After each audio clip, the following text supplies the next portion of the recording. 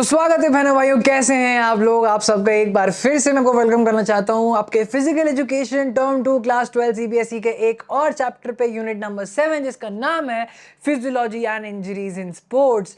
वैसे तो इसके पहले के हमने जो दोनों यूनिट करे हैं, unit number 10 and unit number 9, hopefully आप लोग को शायद समझ में आ गए होंगे, क्योंकि मैंने इतना अच्छा पढ़ाया जो है। और कमेंट सेक्शन के लिए तुम सबका बहुत बहुत बहुत शुक्रिया। तो आइए बात करते हैं कि इस चैप्टर में अपन पढ़ने क्या वाले हैं। सबसे पहले अपन बात करेंगे फिजियोलॉजी की, कि फिजियोलॉजी असल में होती क्या है। It is nothing but a scientific study of the human body, it's functions and its various other systems. उसके बाद अपन आखिर में बात करेंगे कि किस किस प्रकार की इंजरीज होती हैं, सॉफ्ट टिश्यू, हार्ड टिश्यू, आपको इंजरीज कैसे लगती हैं, उनको प्रिवेंट करने के चांसेस कैसे कैसे हैं, फर्स्ट एड क्या क्या होता है। तो ये सब अपन इस पूरे चैप्टर में बात करने लगेंगे। अब देखो भाई, बात ऐसी है, खेल खेल में ना चोट लगती है।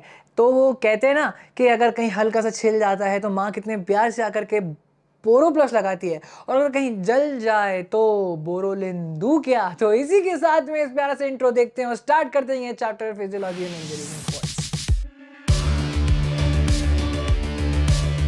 तो आइए स्टार्ट करते हैं इस चैप्टर का पहला टॉपिक, जो कि सबसे मेजर टॉपिक है, जिसका नाम है फिजियोलॉजी। और मैं अपनी तारीफ तो नहीं करना चाहूंगा क्योंकि मेरे पास में एक्सरसाइज फिजियोलॉजी की डिग्री है, लेकिन अपन बात करते हैं कि फिजियोलॉजी असल में साइंटिफिक टर्म में है क्या। ऊपर देखो, Physiology is defined as nothing but scientific study that deals with the study of the human body, its systems and its functions. मतलब इंसान का शरीर तुम लोग को पता होगा कैसे बनता है। पहले आता है एक हड्डी का ढांचा, उसके ऊपर चढ़ती है नर्वस सिस्टम की लेयर, उसके बाद आते हैं आपके मसल सिस्टम, मसल सिस्टम के बाद में आके ऊपर आती है स्किन की लेयर, और इसके बाद जाकर के शरीर के हेयर्स एंड वगैरह वगैरह के साथ में आपका पूरा इंसान का शरीर तैयार होता है। ठीक है, अब अगर इसको और डिटेल में जाओगे तो फिर वो फीटस कैसे फॉर्म होता है और फिर कितना टाइम लगता है, that's a topic for some other day. लेकिन अपन बात करते हैं एक्सरसाइज और फिजियोलॉजी के बारे में और स्पोर्ट्स के पॉइंट ऑफ व्यू से।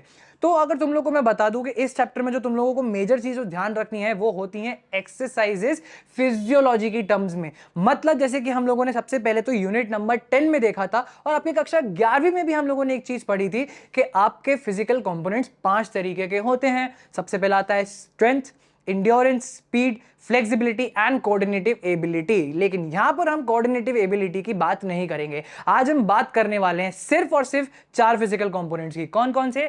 इंड्योरेंस की, स्ट्रेंथ की, फ्लेक्सिबिलिटी की और स्पीड की। तो सबसे पहले बात करते हैं फिजियोलॉजी या physiological exercises and effects on endurance, कि कैसे फिजियोलॉजी और एक्सरसाइजेस आपके पूरे बॉडी के इंड्योरेंस पे कैसे असर करती है। सबसे पहले यहां पर पॉइंट लिखा हुआ है मैक्सिमम O2। ठीक है, O2 का मतलब तुम लोगों को पता होगा ऑक्सीजन। ठीक है, सबसे पहला पॉइंट, जब हम इंड्योरेंस की बात करते हैं तो तुम लोगों को पता होगा endurance is nothing but the ability of the muscles to resist fatigue. ठीक है, और the ability of the human body to resist fatigue. मैं स्ट्रेंथ की बात नहीं कर रहा हूं, मैं बात कर रहा हूं इंड्योरेंस की। इंड्योरेंस मतलब अगर मैं तुम लोगों को और शुद्ध और आसान से समझने के तरीके से बताऊं तो इंड्योरेंस का मतलब होता है सहनशीलता, कि तुम लोगों की बॉडी कितना इंड्योर कर सकती है। मम्मी पापा की गालियां सुनते हो, पेन इंड्योर करते हो, गर्लफ्रेंड से ब्रेकअप की बातें सुनते हो, टॉक्सिक रिलेशनशिप में रहते हो, तुम वो दर्द इंड्योर करते हो, और वो सारा पेन, सारे सैक्रिफाइसेस तुम एक जगह लेकर के जाकर उसको एक जगह उड़ेल देते हो, जो अल्टीमेटली तुमको रिजल्ट करता है सक्सेस में। बस वही तो इंड्योरेंस है। उसको हम स्पोर्ट्स के टर्म्स में ले आते हैं। तो सबसे पहले इंड्योरेंस हेल्प करता है हमको मैक्सिमम O2 या मैक्सिमम ऑक्सीजन इनटेक करने में। मतलब जब हम फिजियोलॉजी की बात करते हैं तो एक्सरसाइज जब हम करते हैं ना, तो वो हमारे इंड्योरेंस पे ऐसे इफेक्ट करती है कि जब आप इंड्योरेंस एक्सरसाइजेस करते हो तो आपकी बॉडी के अंदर O2 आप खींचते हो, आप एनवायरनमेंट से आपको ऑक्सीजन की जरूरत पड़ती है, और जब आप वो ऑक्सीजन लेते हो तो आपकी बॉडी क्या करती है? पल्मोनरी डिफ्यूजन, मतलब आपका दिल धड़कता है। मैं यहां पर थोड़ा सा बायोलॉजी टर्म या जूलॉजिकल टर्म में यहां पे लेना चाहूंगा, शायद तुम लोगों ने कक्षा 10वीं में पढ़ा होगा, सिस्टोलिक एंड डायस्टोलिक मूवमेंट। या तुम लोगों ने सुना होगा कि जब हार्ट पंप करता है तो कैसे धक धक धक धक आवाज आती है। तुम लोग सुनते भी होगे, फील भी करते होगे, जब तुम भागने के बाद में अपने सीने पे हाथ रखते हो तो दिल धड़कता होगा तुम लोगों का। वो सिस्टोल एंड डायस्टोलिक मूवमेंट होता है। सिस्टोलिक मतलब दिल एक्सपैंड होता है, एंड डायस्टोलिक मतलब हार्ट सिकुड़ता है हल्का सा। इसका मतलब है कि ऑक्सीजनेटेड रिच ब्लड तुम लोगों ने जो इंड्योरेंस के टाइम पे गेन करा है, वो तुम लोगों ने ट्रांसफॉर्म करा तुम्हारे ब्लड ने, और ऑक्सीजनेटेड ब्लड को ट्रांसफॉर्म करके, उसको पूरा यूज करके, यूटिलाइज करके वो कार्बन डाइऑक्साइड रिच ब्लड को पंप आउट करता है। और ये जो एक्सचेंज होता है ना ऑक्सीजनेटेड और डीऑक्सीजनेटेड या आपके इम्प्योर ब्लड का, pure form of blood and impure form of blood का, वो कहलाता है पल्मोनरी डिफ्यूजन। उसके बाद बात करते हैं कार्डियक आउटपुट की। जब आपका पूरा इंड्योरेंस की बात होती है, जब आपने ऑक्सीजन अच्छे तरीके से ले लिया, आपकी बॉडी ऑक्सीजन रिच हो चुकी है, आपके वेन्स में, आपके खून में, ब्लड में ऑक्सीजन की मात्रा ज्यादा है, उसके बाद आपके उस ऑक्सीजन को अच्छे से यूज कर लिया गया, उसके बाद में जब आपके ब्लड ने उसी चीज को बाहर की तरफ पुश करा, तो ये आपका एक तरीके से ये जो पूरा सिस्टोलिक डायस्टोलिक मूवमेंट होता है ना, ये कार्डियक आउटपुट कहलाता है। तो ये थी आपकी physiological exercises and effects on your endurance. बात करते हैं अपन फिजियोलॉजिकल इफेक्ट्स ऑन एक्सरसाइजेस या physiological exercises effects on strength के। तो यहां पर तुम लोग सबसे पहला पॉइंट देख रहे होगे मसल कॉन्ट्रैक्शन। मतलब सिंपल तरीके से अगर तुम लोग को पता हो कि जब हम लोग जिम में जाके वर्कआउट करते हैं तो तुम लोग को पता होगा कि तुम मसल को तोड़ते हो। तुम लोगों को जिम में जाकर के अपने बॉडी को तोड़ना होगा, मरोड़ना होगा, मोल्ड करना होगा, तब जाके तुम्हारी फिजिक एक मनचाही फिजिक में कन्वर्ट हो पाएगी। या जैसे तुम फिजिक देखते हो, फॉर एग्जांपल क्रिस बमस्टेड को देखते हो या आंद्रे एडियो को देखते हो, मैं पर्सनली जेरेमी बंडिया को फॉलो करता हूं, so you guys know what I am talking about. मतलब तुम लोग जब जिम में जाते हो तो तुम लोग करते हो मसल्स का कॉन्ट्रैक्शन। मतलब तुम आपस में मसल्स को जब ऐसे एंगल कम करते हो, जब अब तुम फ्लेक्स करते हो, फिर जब एक्सटेंड करते हो, तो ऐसे में तुम्हारे, बस एक एग्जांपल ले रहा हूं बाइसेप कर्ल का। तो जैसे कि तुम लोग देख सकते हो कि मेरे हाथ पे डंबल आ चुका है, मेरा वर्कआउट यहीं शुरू हो चुका है। तो यहां पर तुम लोग मुझे देख सकते हो कि मैं कर रहा हूं अपनी मसल्स को कॉन्ट्रैक्ट, और ये होती हैं दो तरीके की, कंसेंट्रिक एंड इसेंट्रिक। अब यहां पर जब हम मसल कॉन्ट्रैक्शन की बात करते हैं तो सबसे पहले तुम लोग को जो चीज याद रखनी है वो ये होती है कि आप मसल को तोड़ते हो, और जब आप मसल को तोड़ते हो तो आप करते हो उसकी लेंथ में हेरा फेरी।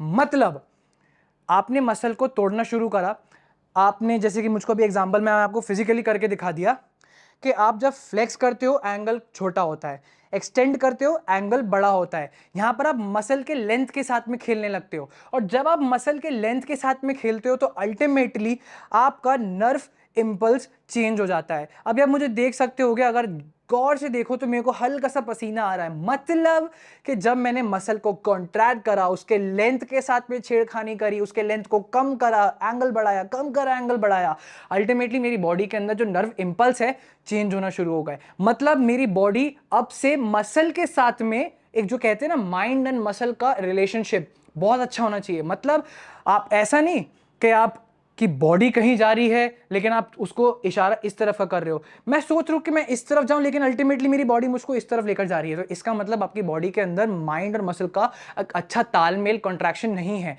इसका मतलब आपकी नर्व आपके मसल के साथ में अच्छे तरीके से रिस्पॉन्ड नहीं कर रही है। इसीलिए लोग कहते हैं कि जब आप जिम जाते हैं आपकी मसल्स इंप्रूव होती है, तो आपकी मसल्स भी डेवलप होती हैं, आपका नर्व इंपल्स, आपका रिस्पॉन्ड करने का तरीका भी इंप्रूव होता है, और अल्टीमेटली आपकी बॉडी और फिजिक अच्छी बनती है। तो ये था ओवरऑल एक तरीके से आपका physiological effects of exercises on your strength.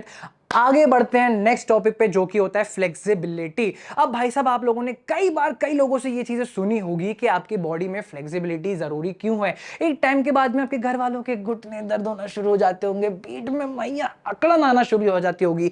तो ये सब क्यों होता है? क्योंकि आपने शुरुआत से एक्सरसाइजेस को प्रायोरिटी नहीं दी, और आपकी बॉडी आपके बोन्स में, आपके नर्व इंपल्स के सिस्टम में, आपके रिस्पॉन्ड करने के सिस्टम में अब एक हल्का सा कॉन्ट्रैक्शन आ गया है। मतलब अब आपकी बॉडी वैसी एक्टिव नहीं रही है जैसी होनी चाहिए थी। लेकिन आप लोगों ने एक चीज नोटिस करी होगी, taekwondo, martial arts, hand to hand combat sports वाले या जो जिम्नास्ट रहते हैं, ये लोग अपनी एक एज होने के बाद भी इनकी बॉडी की फ्लेक्सिबिलिटी अजीब, भाई साहब, अलग ही लेवल की रहती है। नोटिस करिए ना, वो क्यों रहती है? Joint articulation. अब भाई साहब, इसका मतलब क्या होता है? मतलब और कुछ नहीं है, आप लोगों ने सुना होगा कि आपका जो बोन्स रहती हैं, आपका स्केलेटल सिस्टम रहता है, आपके अल्टीमेटली मसल से कनेक्टेड रहता है। अभी जो मैं बात कर रहा हूं माइंड और मसल का कनेक्शन, वो इस तरीके से रहता है कि इसी के अंदर, जॉइंट आर्टिकुलेशन के अंदर, आपके सारे लिगामेंट्स, आपके सारे स्ट्रक्चर्स और आपके सारे के सारे कार्टिलेज, सारे सिस्टम्स जो भी जॉइंट्स को बोन से कनेक्ट करके रखते हैं, वो सारे के सारे इसके अंदर आते हैं। और अगर आपका जॉइंट आर्टिकुलेशन सिस्टम बॉडी का अच्छा रहेगा, इसका मतलब आपकी फ्लेक्सिबिलिटी एक नंबर रहेगी। उसी तरह आते हैं इसके सेकंड पॉइंट पे जो कि होता है एज, और तीसरा पॉइंट होता है जेंडर। अब मुझे शायद बताने की जरूरत नहीं होगी, मैंने शायद तुम लोग को इंट्रोडक्शन में बता दिया होगा कि एक उम्र के बाद जाकर के लोगों की फ्लेक्सिबिलिटी कम हो जाती है। अब इसका बेस्ट एग्जांपल आपके घर में ही होंगे, आपके मम्मी पापा दादा दादी नाना नानी जो भी होंगे, या एक senior citizen after an age of 50 और 60, उनके साथ में प्रॉब्लम ये होती होगी कि वो ज़्यादा लंबी देर तक खड़े नहीं हो सकते, ज़्यादा लॉन्ग डिस्टेंस चल नहीं सकते, सीढ़ियाँ चढ़ना उतरना उनको थोड़ी प्रॉब्लम्स होती है। वो क्यों होती है? अब इसका तुम लोग बोल सकते होगे कि उनका एज फैक्टर है, it is acceptable. Gender factor है, इट इज ऑल्सो एक्सेप्टेबल, क्योंकि तुम लोगों ने आजकल वो हॉर्लिक्स प्लस के ऐड में काफी बार देखा होगा कि जिसके अंदर एक औरत आती है या तापसी पन्नू आके कहती है कि महिलाओं के अंदर 30 के बाद में बोन डेंसिटी कम हो जाती है। It is a fact. After attaining an age of 32 और 35 एंड मोस्ट प्रोबेबली आफ्टर 30, उनकी बोन डेंसिटी कम होना शुरू हो जाती है। अब तुम लोग बोलोगे कि बोन डेंसिटी क्या होती है? बस बोन की जो साइज होता है वो रिड्यूस होना शुरू हो जाता है। धीरे धीरे आपके जॉइंट्स के बीच में एक हल्का सा टकरार आना शुरू हो जाता है, और इसी टकरार को उन लोगों ने नाम दे दिया था जॉइंट आर्टिकुलेशन का। मतलब एक तरीके से उनके बोन के बीच का जो आर्टिकुलेशन और जो ऑयरिंग सिस्टम रहता है वो रिड्यूस होना शुरू हो गया है। इसलिए घुटने आवाज करने लगते हैं, घुटनों में दर्द होना शुरू हो जाता है, पीठ में अकड़न आना शुरू हो जाती है, चलने में फिरने में दिक्कत आना शुरू हो जाती है। तो these are all true and factual points, इनको याद रखिएगा। अब मुझे पता है तुम लोग काफी लोग यही बोल रहे होगे कि इसके नोट्स कैसे प्रोवाइड करो। देखो यार, समझने वाली बात और कुछ नहीं है। फिजिकल एजुकेशन में स्कोर करना बहुत आसान है, बस तुम्हारे फिजिकल एजुकेशन टीचर को तुम लोग अपने आंसर्स किस तरीके से कोट करोगे ये भी मैं तुम लोग को एक चैप्टर में बता दूंगा। लेकिन आगे बढ़ते हैं नेक्स्ट पॉइंट की तरफ, बात करते हैं अब इस पूरे फिजियोलॉजी और एक्सरसाइजेस के इफेक्ट्स की, जो कि अपन फिजिकल फैक्टर्स पे देख रहे थे। उसका लास्ट फैक्टर आता है स्पीड का।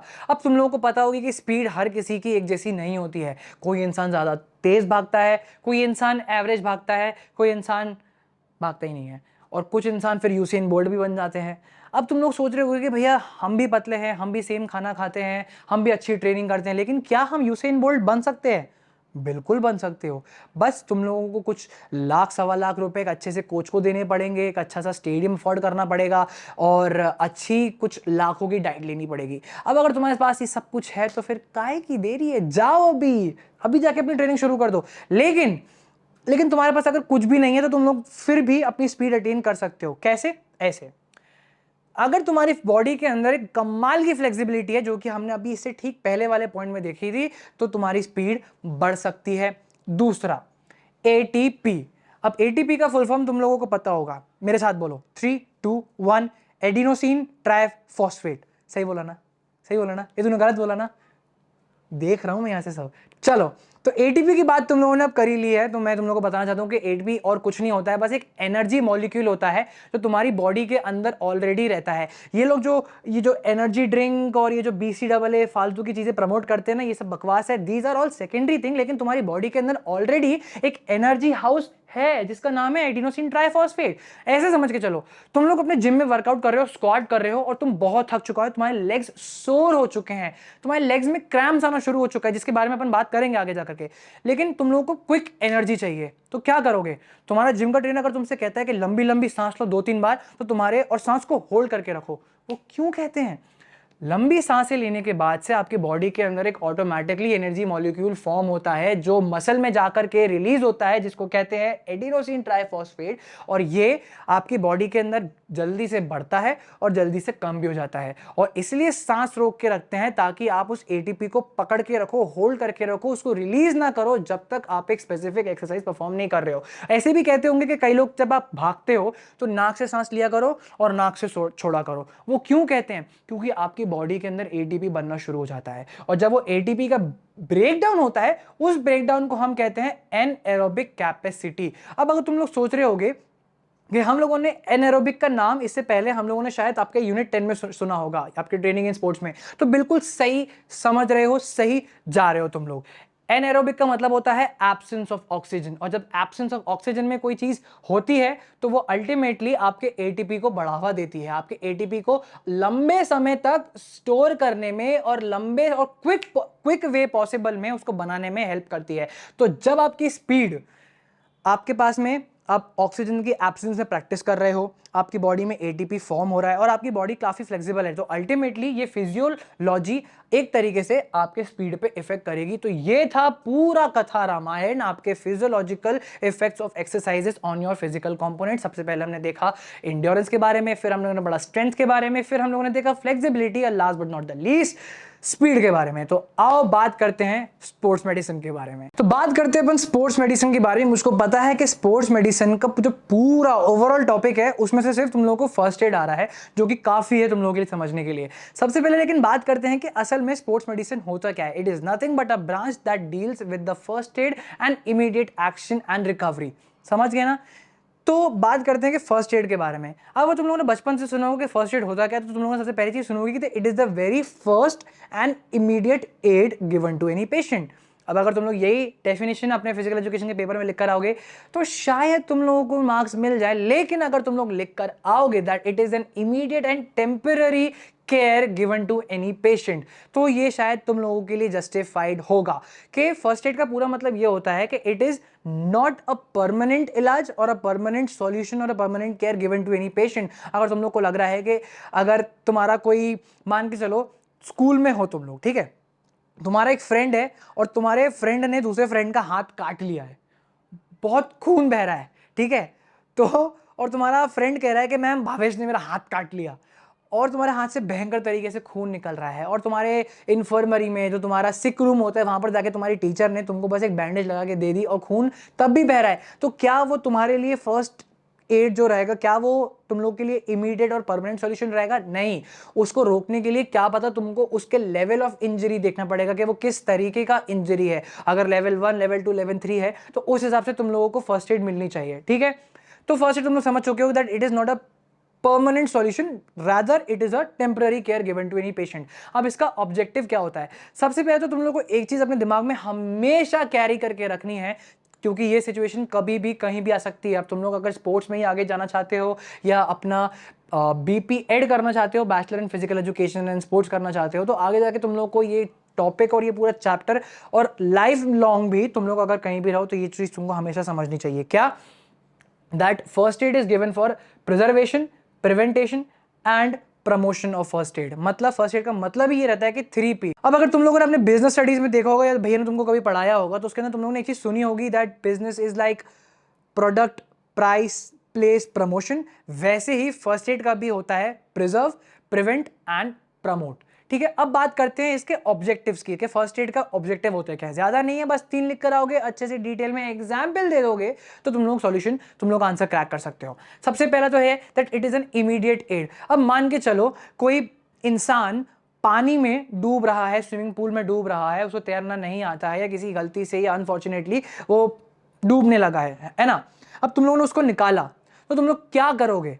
तुम लोग के पास में ऑप्शंस हो सकते हैं कि तुम लोग उसको एक तरीके से सीपीआर, चेस्ट कंप्रेशन देने की कोशिश करोगे, ठीक है। It can be a good approach कि तुम लोग उसको सीपीआर या चेस्ट कंप्रेशन देने की कोशिश कर रहे हो। इससे क्या होगा, तुम लोग उसके लंग्स में जो पानी भरा है वो तुम पंप आउट करने की कोशिश करोगे, ठीक है, टाइम रहते हुए।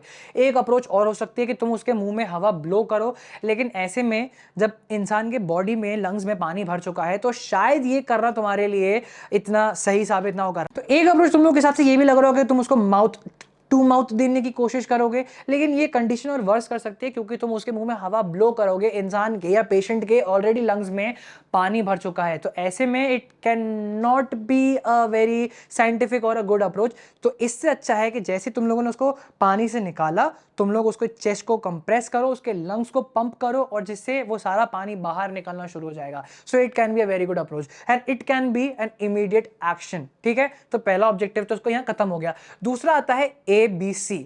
अब जैसे कि मैंने एग्जांपल लेकर रखा था स्विमर्स का ही या एक स्विमिंग इंसिडेंट का ही, तो यहां पर तुम लोग को जो एक चीज याद में रखनी है ABC से, it is called airway, breathing and circulation. सबसे पहला तुम लोग को मान के चलना है कि जो इंसान के साथ में फर्स्ट एड, जिस इंसान को तुमको प्रोवाइड करना है, क्या उसके साथ में एयरवे की प्रॉब्लम्स हैं, क्या उसको सांस लेने में प्रॉब्लम हो रही है, तो तुमको उस हिसाब का फर्स्ट एड प्रोवाइड करना है। क्या उसको ब्रीदिंग से रिलेटेड प्रॉब्लम हो रही है, इनहेल में एक्सेल में अगर प्रॉब्लम हो रही है, so I guess both airway and breathing are both the same thing. और उसके बाद आता है सर्कुलेशन का। तुम लोगों ने कई बार देखा होगा जब तुम लोग डॉक्टर के पास में जाते हो तो वो तुम लोगों की ये वेन्स को पकड़ के 3 उंगली से चेक करता है। वो क्यों करता है? वो तुम्हारा सर्कुलेशन चेक करता है, पल्स रेट चेक करता है। इससे ये साबित होता है कि तुम्हारी बॉडी के अंदर खून का बहाव, तुम्हारी बॉडी में नर्व इंपल्स और इंपैक्ट किस तरीके से दे रहा है, क्या वो ए टू बी सही दे रहा है, उसकी भी मार्किंग होती है। तो तुम लोग अपने किसी डॉक्टर से या अपने बायो के फ्रेंड से सजेस्ट कर सकते हो, ठीक है। तो बात करते हैं अपन इसके पूरे एबीसी की। मतलब पहली चीज जो तुमको याद में रखनी है वो है कि फर्स्ट एड तुमको किस तरीके के इंसान को प्रोवाइड करना है। क्या उसको एयरवे, सांस लेने में उसके जो पूरा ये जो रेस्पिरेटरी कनाल होता है उसमें दिक्कत आ रही है, क्या उसको सांस को लेने में और बाहर छोड़ने में दिक्कत आ रही है, और या उसका ब्लड सर्कुलेशन में दिक्कत आ रही है। तो तुम लोग को ये चीजें इमीडिएटली चेक करनी पड़ेगी। और उसके बाद आता है last but not the least, stop bleeding. अब तुम लोग को ऐसी सिचुएशन या तुम्हारे फर्स्ट एड के करियर में या मान के चलो तुम्हारे पूरे लाइफ टाइम में कभी ना कभी कोई ऐसी सिचुएशन आएगी, ऐसी कंडीशन आएगी जहां पर तुम लोग को देखना पड़ेगा कि सामने वाले इंसान के साथ में क्या उसको ब्लीडिंग हो रही है, क्या उसको नोज ब्लीडिंग हो रही है, क्या उसको कहीं पर इंसिजन आ गया है, कट आ गया है, एब्रेजन आ गया है, फ्रिक्शन की वजह से एक्सीडेंट हुआ है, कोई भी मतलब ए टू जेड कोई सी भी सिचुएशन हो सकती है। अब उसमें तुमको देखना है क्या पेशेंट के साथ में ब्लड आ रहा है। अगर वो ब्लड आ रहा है तो तुमको वो ब्लीडिंग रोकने की कोशिश करनी पड़ेगी। एक एग्जांपल देता हूं, अगर मान के चलो तुम्हारी बॉडी के अंदर एक इंसिजन हो गया, किसी ने गोली मार दी, छेद हो गया, या मान के चलो कोई चीज से तुम्हारा हाथ कट गया, तो तुमको क्या करना है? तुम सबसे पहले क्या करते हो? उस जगह को होल्ड करके रखते हो और उस पर प्रेशर लगाते हो। क्यों लगाते हो? कि उसमें से ब्लड ना निकले। क्योंकि एक टर्म में तुमको बता सकता हूं, excessive loss of blood may lead to some various kind of situations. It can also cause nausea, it can also cause some unconsciousness states of issues to a patient, and even in some serious cases it might also cause the patient to go in death, right. तो तुम लोग को कोशिश करनी है कि अगर bleeding जैसी सिचुएशन तुम लोग के सामने आती है तो तुम लोग को ध्यान रखना है कि ब्लीडिंग रोकनी कैसी है। अब ठीक है, उसका प्रोसेस मैं तुम लोग को बता दिया है। जिस जगह पे वुंड हुआ है, जिस जगह पे भी वो इंसिजन या इंजरी हुई है, उस जगह को अच्छे से प्रेस करके रखना है। इतना ज़्यादा दबाव भी नहीं डालना है कि वो जगह बिल्कुल बंद हो जाए, मतलब वो नीला पड़ने लगे। बस इतना तुम लोग को दम लगा के करना है कि वो जगह से या उस वुंड से, उस प्लेस से ब्लड लॉस ना हो। तो ये पॉइंट था तुम लोग का पूरा वन टेक में फर्स्ट एड का। आओ बात करते हैं अपन causes of exercises on your cardio respiratory system and also causes of your exercise on your muscles. Let's begin. तो अब बात करते हैं अपन एक जो ऐसा टॉपिक जो भी अपन ने छोड़ दिया था और उसकी जगह अपन ने किया था स्पोर्ट्स मेडिसिन, लेकिन नाउ वाला टॉपिक की बात करते हैं। अपन बात कर रहे हैं effects of exercises on your cardio respiratory system and also on your muscles. अब आप लोगों ने कई बार अपने जिम में जाकर के ये चीज़ें, दो चीज़ें तो सुनी होंगी कि सर ये हमारा जिम का पैकेज है, इसमें कार्डियो का इतना लगता है और मसल ट्रेनिंग का या वेट ट्रेनिंग का इतना लगता है और कंबाइन इतना, ठीक है। तो वो जो कार्डियो रेस्पिरेटरी की जो ट्रेनिंग होती है ना, वो कैसी होती है? वो ऐसी होती है, देखो आप जब जिम में जाकर के एक्सरसाइजेस करते हो, आप जब जिम में जाकर के कार्डियो अपना एक्सरसाइजेस करते हो, रनिंग करते हो, या आप इलेप्टिकल जो मशीन होती है वो यूज़ करते हो, आप कार्डियो से रिलेटेड जैसे कि साइकिलिंग होती है या ट्राईसाइक्लिंग होती है, वो सब चीज़ें जो करते हो वो सारी आपकी कार्डियो के अंदर आती है। और उससे होता क्या है, सबसे पहले देखो, हाइपोट्रोफी ऑफ हार्ट, मतलब आपके हार्ट का जो साइज है वो बढ़ जाएगा। अब ये ऐसा नहीं है कि आपके दिल का साइज इतना बड़ा हो गया कि दुनिया भर के सारे लोगों से आप लोग प्यार करने बैठ गए, नहीं, उस तरीके से नहीं। हार्ट का साइज इनलार्ज होगा जिससे आपके हार्ट का pumping, diastolic action, systolic and diastolic action improve हो जाएगा। और वही पॉइंट हम फॉलो करके आते हैं सेकंड पॉइंट पे, that it decreases the blood viscosity. अब कई बार ऐसा आप लोगों ने सुना होगा कि लोग कहते हैं ना कि हार्ट अटैक आ गया, कार्डियक अरेस्ट आ गया या हार्ट स्ट्रोक आ गया। वो कैसे आता है? क्योंकि आपके ब्लड में आपका ब्लड इतना डेंस रहता है, उसकी डेंसिटी, उसकी विस्कोसिटी बहुत ज्यादा रहती है, जिसकी वजह से वो कभी कभी प्रॉपरली तरीके से फ्लो नहीं हो पाता। तो जब आप एक्सरसाइज करते हो, रेगुलर एक्सरसाइज करते हो, तो उससे क्या होता है, आपका ब्लड का डेंसिटी, आपका विस्कोसिटी लेवल तो कम होता ही है, जिससे आपके ब्लड का फ्लो आपके आर्टरीज, वेन्स और आपके कैपिलरीज में अच्छे से होता है। And it brings me to the last point, that is increase in the cardiac output. और ये कुछ नहीं, बस आपके हार्ट का पंपिंग एक्शन है 1 मिनट के अंदर। आपको पता होगा कि 1 मिनट में आपका दिल 70 से 72 बार धड़कता है। अब ये एक नॉर्मल और एक एवरेज ह्यूमन बीइंग की बात कर रहा हूं मैं, लेकिन अगर आप एक एथलीट हैं, अगर आप रेगुलरली अपने आप को बहुत ही फास्ट ट्रैक तरीके से ट्रेन करते हैं, आप एक रनर हैं, आप एक वेट ट्रेनिंग एथलीट हैं, या आप एक पावर लिफ्टर हैं, आप एक वेट लिफ्टर हैं, तो आपके हार्ट रेट और आपके हार्ट का पंपिंग एक्शन अलग अलग होगा। और ये तब मेजर किया जाता है जब आप सो रहे होते हो, ठीक है। तो जब आपका कार्डियक आउटपुट 1 मिनट में आपके दिल के धड़कने का नंबर ऑफ हार्ट, जो कहते हैं ना number of heart beats 1 minute में 70 से 72 होती हैं, वो भी कभी कभी यहां पर डिफर कर जाता है फ्रॉम पर्सन टू पर्सन, लेकिन बस ये एक नॉर्मल एवरेज ह्यूमन बीइंग की बात है। अब अपन बात करते हैं यहां पर कि आपकी एक्सरसाइजेस जो आप जिम में या अपने ट्रैक पे करते हो, वो आपके मसल्स पे कैसे काम करती हैं। तो जैसे कि मैं तुम लोगों को बताना चाहता हूं, ये तुम लोग देख सकते हो, ये मेरे मसल्स का साइज इंप्रूव हुआ है। कैसे?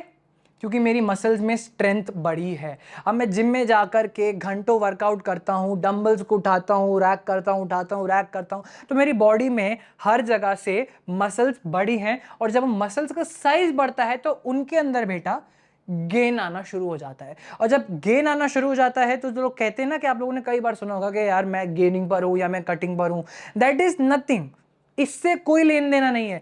गेनिंग मतलब साइज गेन करना, वेट गेन करना, और कटिंग मतलब अपने उसी साइज को लेकर आ जाना और बॉडी के अंदर से हल्का हल्का मसल को या एक्सेसिव अमाउंट ऑफ फैट को रिड्यूस करना, दैट इज समथिंग डिफरेंट। लेकिन यहां पर अगर आप वेट ट्रेनिंग करते हैं, आप एक्सरसाइजेस करते हैं, तो आपके अंदर स्ट्रेंथ डेवलप होती है, ताकत बढ़ती है। उसके बाद आता है improve your responses. Improve your responses का मतलब यह रहता है कि आपके बॉडी के जो रिफ्लेक्सेस होते हैं ना, आपका जैसे मैंने अभी थोड़ी देर पहले बताया था कि आपका माइंड और मसल के बीच में कनेक्शन होना चाहिए। जब आपके माइंड और मसल के बीच में प्रॉपर कनेक्शन बैठ जाएगा तो आपके अंदर रिस्पॉन्सेज बढ़ जाएंगे। आपके मसल अलग अलग चीजों को अच्छे से रिफ्लेक्स, आपके जो रिफ्लेक्सेस जिसे हम कहते हैं ना, उसको रिस्पॉन्ड करेंगे। बेस्ट एग्जांपल ले लेता हूं इसका पीटर पार्कर स्पाइडरमैन का। अब अगर आपको स्पाइडरमैन का एग्जांपल पता हो, तो जब वो एक भोंदू सा था आदमी, बस एक नॉर्मल एवरेज ह्यूमन बीइंग था, नॉर्मल गाय था स्कूल का, तब वो कैसा था? उसको लोग बुली कर जाते थे, आराम से मार दिया करते थे, वो पिट जाया करता था। लेकिन मकड़ी के काटने के बाद में जब बंदे ने थोड़ी मसल पुट ऑन कर लिया, उसका वेट बढ़ गया, तो उसके बॉडी के अंदर रिफ्लेक्सेस आना शुरू हो गए। देखते थे ना, जब फ्लैश थॉम्पसन उसको ऐसे मारने की कोशिश करता है तो वो कितने आराम से डॉज कर लेता है स्लो मोशन में, समझे ना। और मैं यहाँ पर टॉबी मैगुआयर वाले स्पाइडरमैन की बात कर रहा हूँ, because ultimately I am a Maguire fan, ठीक है ना। मुझे नहीं सुनना तुम लोगों की बात है कि तुम लोग हॉलैंड के फैन हो या एंड्रयू गारफील्ड के फैन, ठीक है यार, जो भी है, लेकिन नीचे कमेंट सेक्शन में बताओ कि तुम लोगों को कौन सा स्पाइडरमैन पसंद आई है। पर्सनली मुझको नो वे होम बड़ी पसंद आई। बात करते हैं लास्ट पॉइंट की, that it improves efficiency. Efficiency का मतलब ये रहता है कि आप कितने कम समय में कितने अच्छे तरीके से काम को कितने एफिशिएंटली कर पाते हो। अब आपका अगर मसल बढ़ जाएगा, आपके अंदर एक फिजिक आ जाएगी, तो आपके अंदर अपने आप ही एक सीरियसनेस आना शुरू हो जाती है काम को लेकर के। आप अपनी चीज़ों को लेकर के कैची एंड काफ़ी रिस्पॉन्सिबल हो जाते हो। तो बस ये अल्टीमेटली कुछ नहीं है, आपकी एफिशिएंसी को इंप्रूव कर देगा कि आप डे टू डे एक्टिविटीज़ में अपने आप को कैसे रिफ्लेक्ट करते हो, कैसे परफॉर्म करते हो। तो ये थे effects of exercises on your cardiorespiratory system and muscles. अब बात करते हैं इस चैप्टर के लास्ट टॉपिक की, जिसका नाम है इंजरीज। जी हाँ, मुझको पता है, अब मैं कुछ ऐसी भयानक सी चीजों के बारे में बात करने वाला हूँ, रियल लाइफ इंसिडेंट्स के बारे में बात करने वाला हूँ, जिसको सुनकर के शायद थोड़ा वियर्ड और क्रिंज सा लगे, लेकिन पढ़ना तो पड़ेगा, ठीक है। अब तुम लोगों ने ये चीज तो कई बार सुनी होगी कि खेल खेल में चोटें लगती हैं और लगना चाहिए, ठीक है। वो खेल ही है जिसमें चोट ना लगे, ठीक है। और मुझको लड़कों का तो पता ही है कि हम लोग बचपन से कितना कीचड़ में उछलते कूदते, अपने हाथ पैर घुटने मुंह सब थोबड़ा छिलवा करके जब घर लौटते थे, तो मम्मी जब मारती थी और मार के नहलाती थी, नहलाकर वापस लाती थी, और जब सेवलॉन और डेटॉल लगाती थी, तो जब वो हमको अपनी इंजरी पे लगता था, मैं उस टाइम को याद नहीं कर सकता, लेकिन हाँ, मैं तुम लोग को उसके बारे में एक बार रिकैप जरूर दे सकता हूँ कि हाँ, वो जो इंजरीज हुआ करती थी ना, हम उन्हीं की जैसी इंजरीज की बात करने वाले थे। सबसे पहले अपन बात करते हैं कि इंजरीज होती क्या है। देखो, it is nothing but certain some form of an accident which might happen. और ये आपकी इंजरीज दो तरीके की होती हैं, प्लीज ध्यान में रखना। अब इस टेबल को देख लो। सबसे पहली इंजरीज होती है आपकी सॉफ्ट टिश्यूज इंजरीज, और उसके बाद आप क्या आती हैं, हार्ट टिश्यूज इंजरीज। अब टिश्यूज आपको पता ही होगा, ये टिश्यूज का कलेक्शन ही आपकी बॉडी की जो स्किन और आपके जॉइंट्स, आपकी जो मसल्स होती है, ये सब बनाता है, ठीक है। अब सॉफ्ट टिश्यूज के अंदर ही दो तरीके के सब पार्ट्स आते हैं, जिसको अपन कहते हैं skin injuries and muscle injuries. अब जब अपन बात कर रहे हैं सॉफ्ट टिश्यूज के बारे में, तो जो स्किन इंजरीज आती हैं ये वो होती हैं जहां से आप समझ गए होंगे कि आपके स्किन, जो आपकी बॉडी की जो आउटर लेयर होती है, जो कि विजिबल होती है, जो कि काफी ज्यादा एटमॉस्फेयर से ज्यादा रिलेटेड रहती है, मतलब एक तरीके से अगर मेरे को कहा जाए तो ये काफी ज्यादा एक्सपोज रहती है, राइट। यही वो आपकी स्किन या आपकी बॉडी का ऐसा पार्ट रहता है जो आउटर एटमॉस्फेयर में काफी ज्यादा एक्सपोज रहता है। तो जो कहते हैं ना कि सन की यूवी रेज भी इसी पे पड़ती हैं, इंजरीज भी इसी पर होती हैं, लेकिन कभी कभी ये इंजरीज काफी ज्यादा ग्रूसम और ब्रूटल भी हो जाती हैं। तो ये आपके स्किन को फाड़ करके कभी कभी इसके इनर लेयर पे भी, और कभी कभी मसल तक पहुंच जाती है, और कभी कभी कुछ कुछ तो बोन्स तक भी पहुंच जाती है, जी हाँ। और वही सॉफ्ट टिश्यूज इंजरीज आपकी स्किन इंजरीज कहलाती है। अब इसके कुछ टाइप्स देख लो, इसमें ज्यादा कुछ है नहीं, आपको बस इसमें क्लासिफिकेशन ऑफ इंजरीज आएगा, और क्लासिफिकेशन में आपको बस पता होना चाहिए कि दो तरीके की इंजरीज होती हैं, soft tissues and hard tissues. Soft tissues के अंदर आती है आपकी स्किन और मसल। बात करते हैं स्किन की, एग्जांपल्स देखते हैं, contusion, abrasion, laceration and incision. Contusion is nothing but आपकी जब स्किन अपने आपस में ही रगड़ खा लेती है, ठीक है, जिसको अपन कभी कभी कहते हैं ना कि आपकी किसी के साथ में लड़ाई झगड़ा हो गया तो आपने किसी को नोच लिया, खरोच दिया, तो that is nothing but contusion, right. उसके बाद में आता है आपका abrasion. Abrasion is nothing but जब आपकी किसी आपकी टक्कर, आपकी ह्यूमन बॉडी की टक्कर या किसी ऐसे सरफेस से रहती है जो ऑलरेडी फ्रिक्शन में होता है, ऑलरेडी चल रहा होता है, या आप फ्रिक्शन में होते हो और आप पे सडनली कोई ऐसे स्टॉपेज या ब्रेक लगा दे, तो जब आप गिरते हो, बेस्ट एग्जांपल इसका रोड एक्सीडेंट। आप गाड़ी पे बैठे हुए अपने गाड़ी पे, आप बढ़िया बढ़िया कोचिंग जा रहे हो, सामने से एक ऐसी खूबसूरत सी अबला नारी दिखी जिसको देख करके आप ऐसे पलट करके देखने की कोशिश कर रहे थे, एंड एक्सीडेंटली आपके सामने एक आंटी आ जाती है। आंटी को बचाने के चक्कर में आप गाड़ी हल्की सी ड्रिफ्ट करते हो, और टोक्यो ड्रिफ्ट के चक्कर में आप विन डीजल बनने की जगह आप क्या बन जाते हो, फिर आपको रात में पता चलता है। तो जो आपके साथ में जो स्किन पे इंजरीज होती हैं, जो टिश्यूज आपके डैमेज होते हैं ना, वो एब्रेजन होते हैं, जिसको अपन हिंदी भाषा में कहते हैं स्किन का छिल जाना। उसके बाद में आते हैं लैसरेशन पे। जब आपने गैंग्स ऑफ वासेपुर वो मूवी देखी होगी, उसके अंदर जब पलपेंदी कुल्ल अपने मुंह से ब्लेड निकाल के मार देता है ना, वो लैसरेशन कहलाता है, ठीक है, जब आपकी स्किन के अंदर की कुछ कुछ लेयर्स आपस में टकरा जाती हैं। उसके बाद आपका आता है इंसीजन, जब आपको कोई काट दे, ऐसा छुरा निकाले, सक सक सक कर डाले, ठीक है, तो that is also called incision. अब ये इंसीजन थोड़ा ग्रूसम हो सकता है सुनने में भी, क्योंकि इसके अंदर आपकी बॉडी की स्किन के साथ में थोड़ा सा मसल का भी इन्वॉल्वमेंट रहता है, और मसल भी डैमेज हो जाती है। अब अगर मुझसे पूछा जाए कि अब मैं इंजरी को कैसे रेट करूंगा, तो भाई सबसे टॉप पर मैं रखूंगा लैसरेशन को, क्योंकि लैसरेशन काफी ज्यादा ब्रूटल होता है। उसके बाद रखूंगा इंसीजन को, क्योंकि इंसीजन डॉक्टर भी कभी कभी लगाता है, और ये कभी कभी पेनफुल नहीं भी होता है। आप लोगों ने देखा होगा ना, डॉक्टर चीरा लगाते हैं, that is nothing but an incision. उसके बाद आता है नंबर 3 पे अब्रेजन, क्योंकि ये दर्द काफी देता है, क्योंकि इसमें अल्टीमेटली आपकी स्किन और आपके स्किन के आसपास की नर्वस सिस्टम का डैमेज होता है। उसके बाद में आता है आपका कॉन्ट्यूजन, जो कि जिसको मैं लास्ट पे रखूंगा। उसके बाद अपन आते हैं मसल इंजरीज पे। अब ये सबसे कॉमन इंजरीज है। हो सकता है कि आप, जी हाँ, मैं आपसे बात कर रहा हूं, आप इतने दिनों से इतनी देर से बैठे हुए हो एक जगह पे, अभी आप एकदम से खड़े होगे तो, और आप एकदम से अपने किचन की तरफ पानी पीने के लिए चलने की तरफ जाओगे, तो आपके एकदम से हैमस्ट्रिंग खिंच जाएगा, नस चढ़ जाएगी, क्रैम्प आ जाएगा। तो वो जो नस चढ़ती है ना, उसको हम इंग्लिश भाषा में कहते हैं क्रैम्प आ जाना। और ये क्रैम्प आ जाना और कुछ नहीं है, बस आपके बॉडी के अंदर या एक मसल के पार्ट में काफी ज्यादा लैक्टिक एसिड जमा हो जाता है। और जब आपके बॉडी के उस एक पर्टिकुलर स्पॉट पे या पर्टिकुलर मसल के एरिया पे जब काफी ज्यादा लैक्टिक एसिड जमा हो जाता है, it happens because of the inactiveness of the body, ठीक है। इसलिए बॉडी को कई बार बोला जाता है कि काफी ज्यादा एक्टिव रहना चाहिए, मसल को काम पे लगाना चाहिए, बॉडी को फ्री रखना चाहिए, जिससे आपकी बॉडी के अंदर ज्यादा लैक्टिक एसिड ना आए। तो लैक्टिक एसिड जब जमा हो जाता है तो आपकी बॉडी में आता है क्रैम्प। उसके बाद आता है ट्रेन, जिसको अपन अपनी भाषा में कहते हैं मोच आ जाना, या खेलते खेलते पैर का मुड़ जाना, हाथ का मुड़ जाना, तो ये स्ट्रेन आना भी रहता है। इसको कुछ नहीं रहती है, या हल्की सी मसल में स्ट्रेन आता है। ऐसा आता है कि आपके जो टिश्यूज रहते हैं, बोन और आपके मसल से जो जॉइंटेड रहते हैं, उसमें हल्का सा इंजरी आता है। उसके बाद आता है आपका स्प्रेन, जो आप लोगों ने काफी बार वो मूव के एड में देखा होगा, एक दीदी अच्छे से बढ़िया जुम्बा कर रही होती है, जुम्बा करते करते चिल्लाती है वो, और जब वो आह करके चिल्लाती है ना, हंसो नहीं, वो जो चिल्लाती है ना उसको स्प्रेन कहते हैं। फिर उस पर आप मूव का स्प्रे लगाते हो या आयोडेक्स बाम लगाते हो या जो भी लगाते हो, तो वो इससे रिलीफ देता है। तो एक तरीके से वो कुछ नहीं, मसल आपस में ही हल्का से ट्विस्ट एंड टर्न्स रहते। देखो मसल आपस में क्या है, काफी ज्यादा फाइबर का एक कलेक्शन होता है। ये मान के चलो ये मेरे हाथ के फाइबर्स हैं, ये मैंने उठा करके उनको ऐसे ज्वाइन कर दिया और ये मसल कहलाता है। अब इसके अंदर कभी कभी हल्का सा एक गैप आ जाता है या कोई एक फाइबर ढीला पड़ जाता है, तो उसी की वजह से स्प्रेन और स्ट्रेन आने की चांसेस बढ़ जाते हैं। तो ये तुमको बहुत आसान तरीके से मैंने समझा दिया। अब बात करते हैं अपन हार्ट टिश्यू इंजरीज की। अब ये हार्ट टिश्यू इंजरीज होती क्या है? सबसे पहले तो अपने सॉफ्ट टिश्यूज के बारे में बात करी थी। सॉफ्ट टिश्यूज के अंदर अपन ने क्या देखा था, skin and muscle.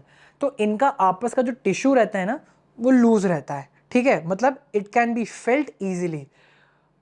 Hard tissues ऐसी रहती हैं that it is not possible to feel that much and it is very impossible for them to break easily. इसका ब्रेक होना काफ़ी इजी है सॉफ्ट टिश्यूज़ का, क्योंकि सॉफ्ट टिश्यूज़ ही हैं। आप अपने हाथ में स्किन को ऐसे फील कर सकते हो, आप इसको चिमटी घोटोगे, आपके नर्वस सिस्टम आपको एकदम से एक मैसेज पहुंचाएगा कि कोई आपके सॉफ्ट टिश्यूज़ को इंजरी पहुंचाने की ट्राई कर रहा है। और वहीं अगर आप हार्ड टिश्यूज़ को, अगर आप अपने बोन को मारने की कोशिश करोगे ऐसे ऐसे, तो आपको ज़्यादा कुछ फील नहीं हो, लेकिन आप किसी चीज़ से इसको हिट करोगे हार्डली तो ये शायद रिस्पॉन्ड करेगी। तो ये वही चीज़ होती है। अब ये भी दो तरीके की होती है, एक बोन इंजरीज और एक दोनों का कॉम्बिनेशन, बोन और मसल का कॉम्बिनेशन। बोन इंजरीज और कुछ नहीं, बस आपके जितने भी फ्रैक्चर्स होते हैं ना, जब आपकी हड्डी टूट जाती है, भाई ज्यादा से ज्यादा हड्डी के साथ में क्या होगा, टूटेगी। तो ये जब हड्डी टूट जाती है, ये जो फ्रैक्चर होता है ना आपके साथ में, तो उसी को हम बोन इंजरी का नाम देते हैं। अब ये फ्रैक्चर भी काफ़ी ज़्यादा तरीके की हैं, आप अपनी बुक रेफर कर सकते हैं, नहीं तो आप गूगल पे जाकर के बस एक बार सर्च कर सकते हैं कि फ्रैक्चर हो से कैसे हैं। कुछ फ्रैक्चर्स ऐसे होते हैं कि काफ़ी माइनर सा फ्रैक्चर आता है जिसके अंदर ज़्यादा बोन का डैमेज नहीं होता है, और कुछ फ्रैक्चर्स ऐसे भी होते हैं जिसके अंदर बोन पूरी अलग हो जाती है, फिर उसको रिकवरी के लिए भी उतना लंबा टाइम लगता है। अब बात करते हैं अपन last but not the least bone plus muscle injuries के बारे में। आप लोगों को तो पता ही होगा कि आपकी मसल्स आपके बोन से लिगामेंट्स, जॉइंट्स एंड टिश्यूज के थ्रू कनेक्टेड रहती है। अब जब कुछ सिचुएशन जैसी ग्रूसम भी होती है, जब आपकी नेक टूट जाती है, नेक हर्ट हो जाती है, आपको डिसलोकेशन हो जाता है। एक तरीके का बेस्ट एग्जांपल है जो कि मेरे साथ में कुछ साल पहले हुआ था, मेरा शोल्डर डिसलोकेशन हुआ था, जो कि काफी कॉमन होता है एक स्पोर्टिंग एथलीट के लिए। तो जब आपका बॉल एंड सॉकेट जॉइंट, आपका जो शोल्डर का जॉइंट होता है वो डिसलोकेट होता है, तो वो कुछ ऐसा रहता है, या आपका सॉकेट रहता है या आपके शोल्डर का जॉइंट का बॉल रहता है, ठीक है।